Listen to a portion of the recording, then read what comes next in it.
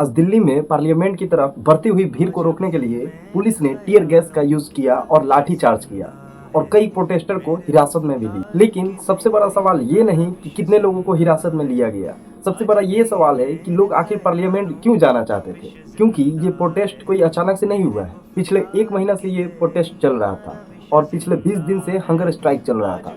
फिर जाके आज यानी 20 तारीख को लोग पार्लियामेंट की तरफ बढ़े। तो एक सोनम वांगचुक हॉस्पिटल में पड़ा आंदोलनकारी है जो हजारों स्टूडेंट का गुस्सा जो एजुकेशन सिस्टम के खिलाफ चला आ रहा है, और आज पुलिस ने पार्लियामेंट की तरफ जाने वाले रास्ते को भी बंद कर दिया। तो क्या स्टूडेंट के सवालों पर भी इसी तरह बैरिकेड लगाकर बंद कर दिया जाएगा? और अगर सरकार कहती है कि सिर्फ ये पॉलिटिक्स है, तो फिर सवाल ये स्टूडेंट के सवालों का जवाब कौन देगा, अकाउंटेबिलिटी कौन लेगा? आज की वीडियो में हम जानेंगे आखिर दिल्ली में क्यों प्रोटेस्ट हो रहा है और आखिर स्टूडेंट का सवाल क्या है और लोग क्यों इतने भड़के हुए हैं। आज सीजेपी के सपोर्टर्स या सोनम वांगचुक के सपोर्टर्स संसद यानी 20 जुलाई को चलो मार्च, उन लोगों का मकसद था कि अपनी डिमांड को पार्लियामेंट तक पहुंचाना। लेकिन पार्लियामेंट के आसपास इतनी कड़ी सिक्योरिटी थी कि वहां तक लोगों को पहुंचने नहीं दिया। दिल्ली पुलिस ने प्रोटेस्टर को आगे बढ़ने से रोकने के लिए बैरिकेड को वेल्डिंग करके रखा हुआ था। पुलिस का कहना था कि आसपास सिक्योरिटी प्रोटोकॉल के कारण जो भी प्रोटेस्टर थे उन्हें पार्लियामेंट के अंदर जाने की अनुमति नहीं थी।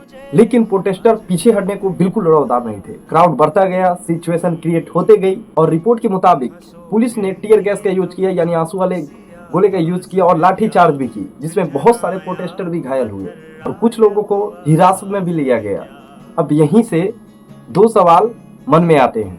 पुलिस कहती है सिक्योरिटी रूल्स और लॉ ऑर्डर्स हमें फॉलो करना हमारी जिम्मेदारी है, और प्रोटेस्टर कहता है हम अपनी आवाज पार्लियामेंट तक पहुंचाना चाहते हैं। और यही सबसे बड़ा डिबेट शुरू होता है, आखिर ये प्रोटेस्ट इतना लोगों का शुरू क्यों हुआ। अब समझिए ये प्रोटेस्ट के पीछे छुपे हुए असली मुद्दे को। एक स्टूडेंट सालों तक मेहनत करता है, नीट के लिए, जेई के लिए, यूपीएससी के लिए या कोई भी दूसरा कॉम्पिटिटिव एग्जाम के लिए।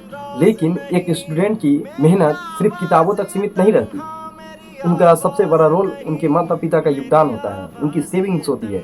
कई बच्चे लोन लेकर पढ़ाई करते हैं और जब एजुकेशन सिस्टम पर सवाल उठता है, पेपर लीक होता है, कई सारी बातें सामने आती है, तो सबसे बड़ा नुकसान किसे होता है? उस स्टूडेंट का जिसने सालों तक अपनी पढ़ाई ईमानदारी से की, सालों तक तैयारी में जी जान लगा दिया और फिर उसे पता चलता है कि अब तैयारी फिर से करनी पड़ेगी, या अगर वो री एग्जाम ना हो तो फिर 1 साल बर्बाद हो जाता है। और सबसे बड़ी बात, उसका एजुकेशन सिस्टम से भरोसा उठ जाता है। इसलिए आज के दिन 20 जुलाई को प्रोटेस्टर जंतर मंतर या कहीं भी देश में प्रोटेस्ट हुआ है, उसका मांग ये की है कि अकाउंटेबिलिटी कौन लेगा। सोनम वांगचुक इस मुद्दे से कैसे जुड़े? अब आते हैं इस आंदोलन के पूरे सबसे बड़े चेहरे की, सोनम वांगचुक। उन्होंने एजुकेशन सिस्टम और एग्जामिनेशन को लेकर हंगर स्ट्राइक की। 20 से ज्यादा दिनों तक हंगर स्ट्राइक करने के बाद उनकी हेल्थ को लेकर चिंता जताई गई और उन्हें सफदरजंग हॉस्पिटल में एडमिट किया गया।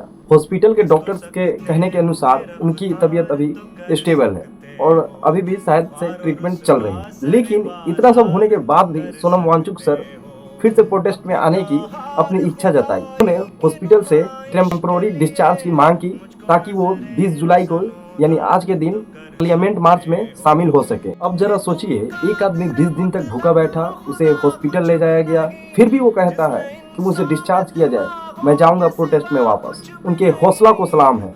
आप सोनम वांगचुक के हर बात से सहमत हो या ना हो, आप उनके तरीके से सहमत हो या ना हो, लेकिन इस मुद्दे को अब इग्नोर करना आसान नहीं है। अब आते हैं सबसे कंट्रोवर्शियल सवाल पर, क्या पुलिस एक्शन सही था? देखिए, पार्लियामेंट देश की सबसे सेंसिटिव जगह में से एक है। सिक्योरिटी रूल्स होता है, परमिशन की जरूरत होती है, और अगर पुलिस का कहना है कि पार्लियामेंट की अनुमति नहीं थी तो लॉ एंड ऑर्डर मेंटेन करना पुलिस की जिम्मेदारी है। लेकिन दूसरी तरफ प्रोटेस्टर्स का भी सवाल है, अगर जनता अपनी सवाल पार्लियामेंट तक नहीं ले जा सकती है तो फिर वो किससे सवाल पूछेगा? जिसे वोट देकर नेता बनाया गया है, अगर उससे सवाल नहीं पूछेगा तो फिर किससे सवाल पूछेगा?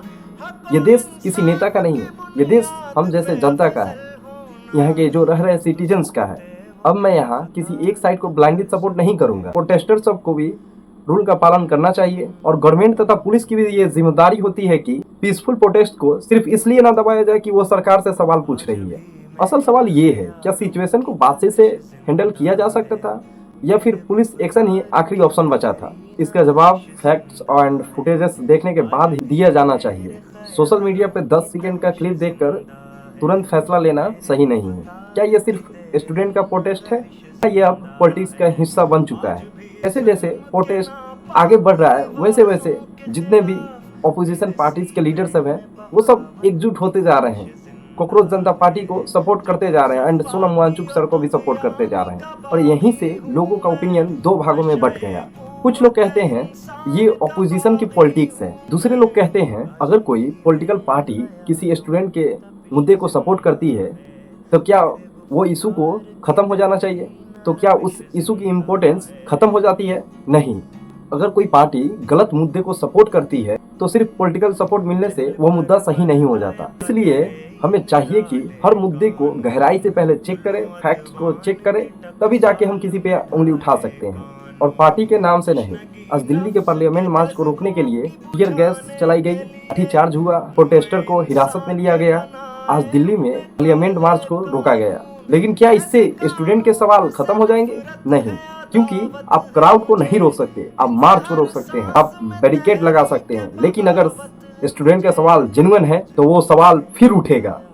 जब तक धर्मेंद्र प्रधान इस्तीफा नहीं दे देता तब तक वो सवाल पूछे जाएंगे दूसरे स्टूडेंट से, किसी दूसरे शहर से, किसी दूसरे प्रोटेस्ट से। और सबसे इम्पोर्टेंट बात, जब पॉलिटिक्स पार्टी अपना बयान देकर आगे बढ़ जाएंगे, लीडर्स अपनी पॉलिटिक्स करके घर चले जाएंगे, तब भी ये स्टूडेंट को एग्जाम देना होगा, स्टूडेंट को फी भरना होगा, उसे अपने करियर के लिए लड़ना होगा। इसलिए स्टूडेंट का फ्यूचर किसी पॉलिटिक्स पार्टी का प्रॉपर्टी नहीं है और एजुकेशन सिस्टम पर भी सवाल पूछना किसी पार्टी का मनोबल करना नहीं है। तो अब सवाल आपसे, क्या आज पुलिस एक्शन सही था? क्या प्रोटेस्टर को पार्लियामेंट तक जाने देना चाहिए था या सिक्योरिटी और परमिशन को फॉलो करना जरूरी था? हमें अपना राय जरूर बताइए, लेकिन इस बार कांग्रेस या बीजेपी मत लिखिए, अपना जेन्युइन ओपिनियन लिखिए, क्योंकि आखिर में ये लड़ाई किसी पॉलिटिकल पार्टी की नहीं, ये सवाल है स्टूडेंट के फ्यूचर का।